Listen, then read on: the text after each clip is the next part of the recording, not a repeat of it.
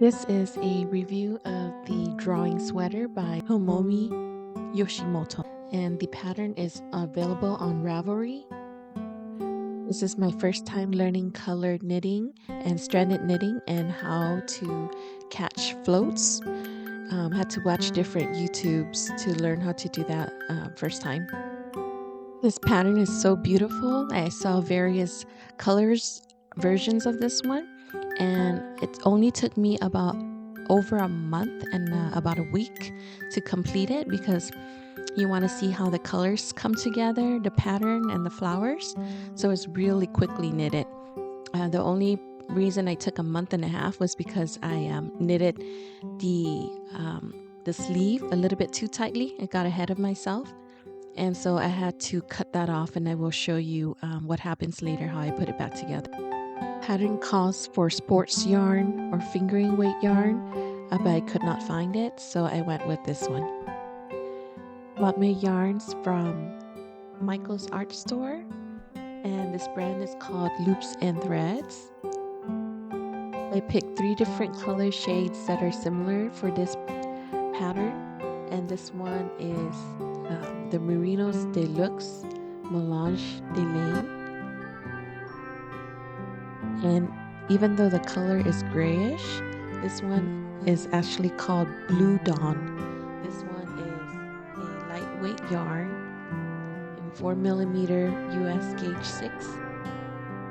And it runs 21 stitches by 27 rows in a 10 by 10 gauge swatch. I couldn't find the matching yarn for the middle colorwork section, so I ended up picking the same brand, but this one is called Impeccable Acrylics. This one is also in a navy color, but the only thing I did not like is this one is a different weighted yarn. It's a medium 4 worsted weight yarn. And you see this, the gauge is a 5mm needle with an upsize hook of a US 8. So I tried to make the pattern work by knitting more loosely when I got to this color. And the last main contrast color, which is the color of the rest of the sweater, is the Loops and Thread Luxe Merinos Deluxe in navy color. And it is the same lightweight yarn as the Blue Dawn grayish color one. Here I've already cast it on, and learning how to do German short rows for the very first time was very interesting. So for German short rows, you're supposed to treat the 2 loops as one when you get back to it, and you either knit that one or purl that one according to the instructions of the pattern, and then you pick up the next stitches according to pattern on the cable that's holding. And here I am excited to pick up the very first colors. I thought it was trying to be clever by making stitch markers to let me know when the next colors were coming, but this process makes it too slow. So it's actually faster if you put something like a ruler or paper guide on your pattern. And this is how I did mine. I was just watching a show at the same time, and I stuck it over the pattern where I need to see the bottom rows and the row that I was working on, and it helped a lot, and it was a lot faster. Actually, there's another way to wrap this color. See that? I'm going to insert the needle under here and then put this one over. There. And then while you're holding the strand, and you hold the other strand in the other hand, but hang it over, and then just knit underneath this one.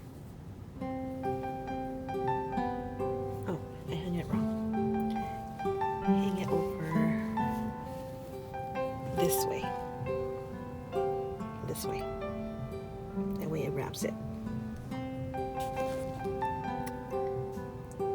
See, and then I hook the yarn under and I put it in so it traps the color down there. And then what you're going to do is you're going to continue knitting, but you will pull this back over there. Just pull it back and see how it's wrapped there. Just keep knitting with the blue one. It will lock it in place. So once you capture it, this is how the string looks like. You carry this one on the left You carry this one on the right. If you pull it, you see how it's neatly placed.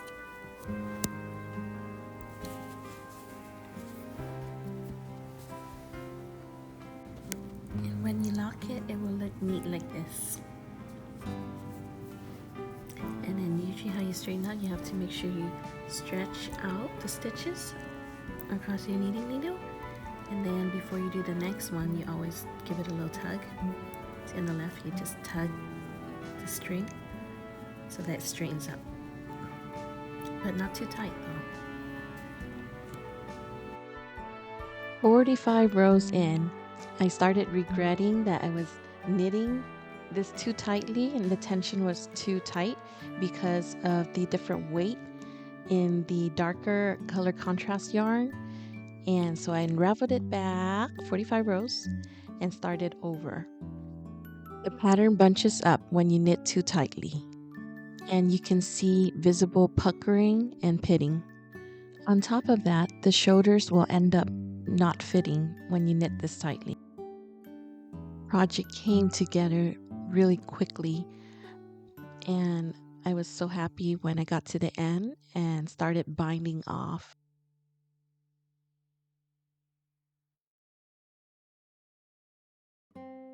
This was when I realized that I knitted one of the sleeves too tightly because I thought that with the lighter weight yarn I could knit it more closely, but I was wrong.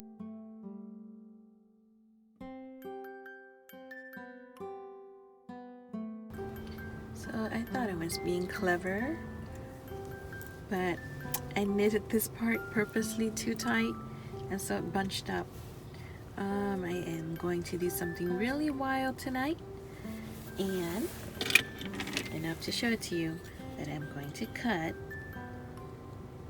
probably here and try to go back 20 stitches and then just redo the section. Okay, I'm choosing a part to start cutting into this because I knit it too tight and I want to loosen up the stitches on the last 20 rows of the sleeve flowers. I think this is not too effective, but I can see it in the blue as it bunches up. So maybe I will cut at the end and then I'm going to go back to that many stitches. Who knows? Maybe I might start over. But I don't want to start at the beginning of the sleeve because that's too much work. But it looks like I have to go all the way back here. So, scissor. Let's identify. This is where we made the first decrease stitch. So I think it's 4 and then it's 3 down. So 1, 2, 3. 1, 2, 3. That's where it first started. So I think what I'm going to do is I'm going to cut below that one. I did it. Okay, I'm going to start unraveling this with my knitting needles, and we'll fix it.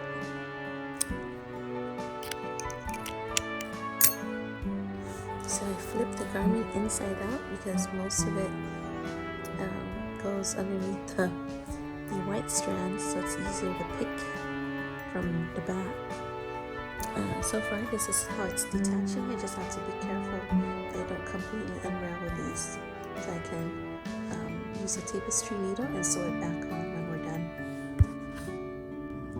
So there will be like 3 areas attached by the white, so I just unravel the last parts with the needle. So I just pull on it like this, and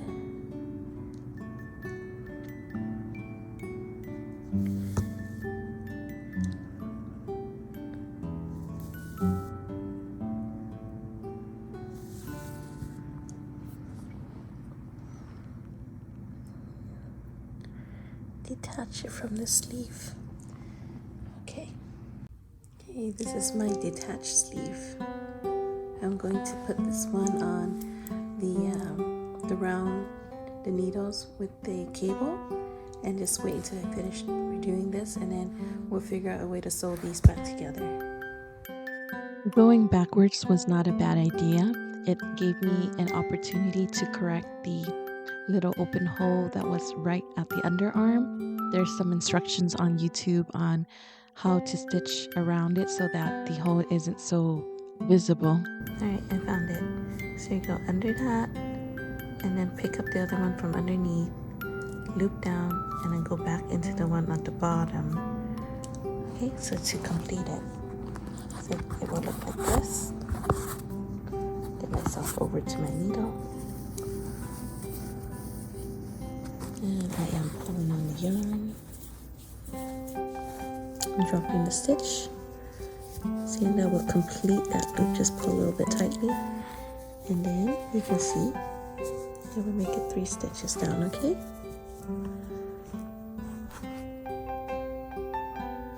Show you one more time. Under against the white background, would that be helpful? Okay, so right now I am at the bottom of this stitch. I am going to go underneath this white one, pull,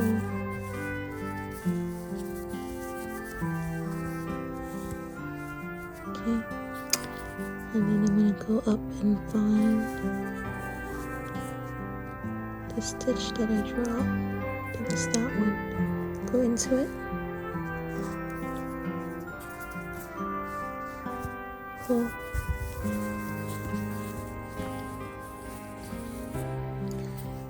go into the loop on the top. And go back to what I was trying to show you.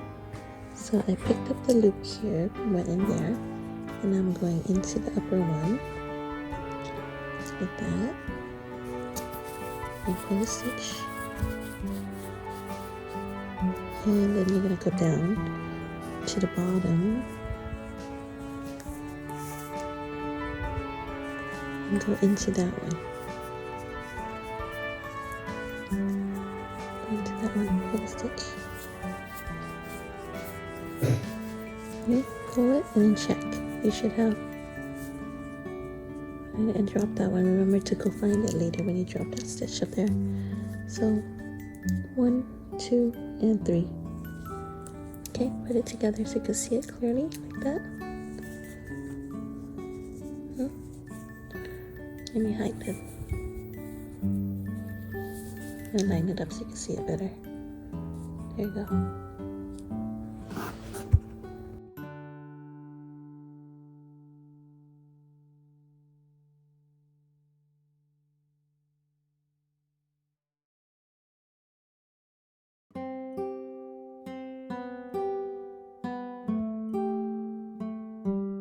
Look for a stitch here drop from the top needle.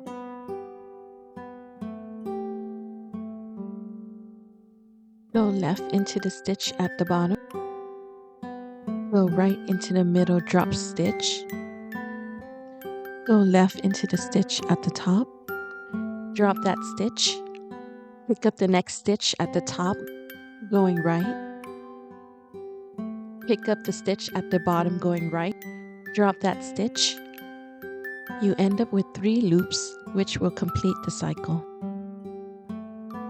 Alright, I had to go back and fix it. I had a drop stitch somewhere for some reason, so I'm going to do it over. Now, if you're not dropping the stitch off the needle, it will look like this. So this is the beginning point. And while I'm doing this, I was catching the yarn, so that made it a little bit confusing. But now that I caught the yarn, I put it in the back. So we're going to start with this first one at the bottom. Go through here, pull, and then you can leave it on the needle. So you leave it on the needle, you're going to go up and pick up the other one that's on the needle, go this way. Okay, once you pick that up, you're going to have to drop that one from the needle.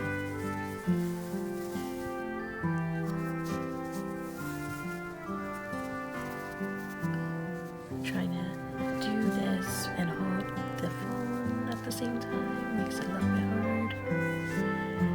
Okay, now we're going to drop that from the needle and pull it. Okay, next you're going to up the next stitch, I believe, from the top. Like this. And then from there, pull it and then go down. When you go down, you have to insert back in this direction. Go that way.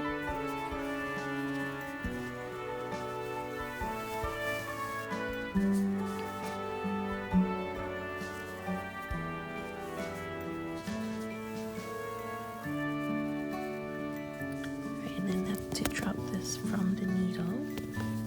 I'm trying to do this one-handed. Okay, I gotta pause this for a second. Okay, so you're gonna drop that last stitch from the needle, like that. And then pull and check. Check your gauge. Always check between each one.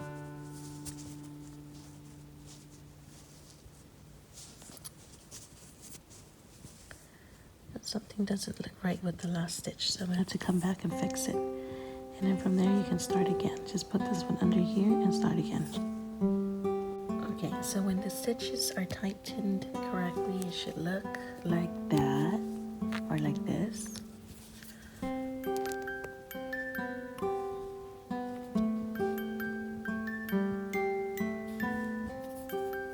Got one right there. One top, one bottom. Go left into the stitch at the bottom. Go right into the stitch at the top. Drop that stitch. Pick up the next stitch at the top going left. Pick up the stitch at the bottom going right. Drop that stitch. Pick up the next stitch at the bottom going left. And that will complete one cycle.